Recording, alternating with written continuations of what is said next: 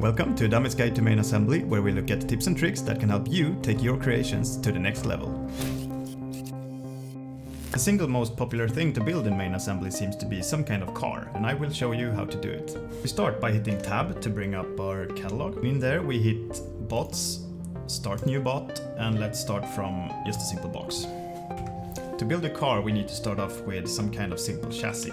So I will click and grab this plate, move the floor up. I will click and drag this plate to make the vehicle slightly longer. If I hold Control and click and drag, I will extrude to get some new plates where I can fit my motors. Now the easiest way to set up your vehicle for driving is to use drive motors. Let's hit tab, go to catalog, open up motors. In here you can find these normal motors, but also these drive motors which has suspension and steering built into them. Let's use the medium one. To place these drive motors you just hover over where you want them and you use left click to place them. Let's put them at the front but also here at the back. For wheels we can also go into catalog, close the motor tab and open up wheels. Since we use the medium motors and it's a pretty small vehicle, I will use medium wheels as well. I like these ones. Make sure that they snap to the motor and left click to fit them. If you for some reason get a red wheel like this, it means that you missed the connection point, and if you print this bot with enter you will have no rear wheels. So let's go back to building and we can just delete this, or we can grab it with left mouse button and we can move it around and make sure that it actually sticks to the attach point.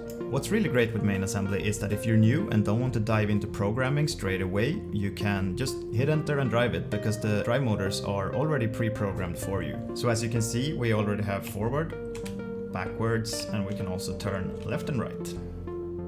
To see what's going on under the hood, we hit P to go into programming. As you can see in here, the programming is not very advanced. We have input WNS that's hooked up to power of the motors. We have inputs spacebar that's hooked up to brake for the motors. We have DNA connected to steering, and then we have left shift and F for whatever else we want to add to it. Some of these nodes have the title group over them. This means that we have grouped the drive motor 1 and 2, which is the front and the rear motor in this case. This means that we have a 4-wheel drive on this vehicle. If we only want it to be a rear-wheel driven vehicle, we can remove drive motor 1 and you can see that the group title is now gone. And what if you want it to be rear-wheel steering on this car? Then we go into parts and we find drive motor 2, which is the rear wheel. You can see this by turning on transparency and hovering it.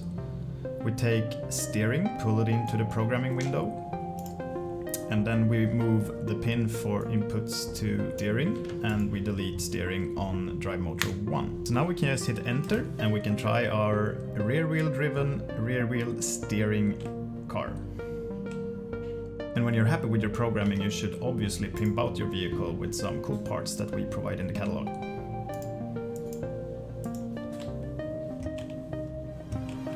Use this method to build your own super awesome vehicle.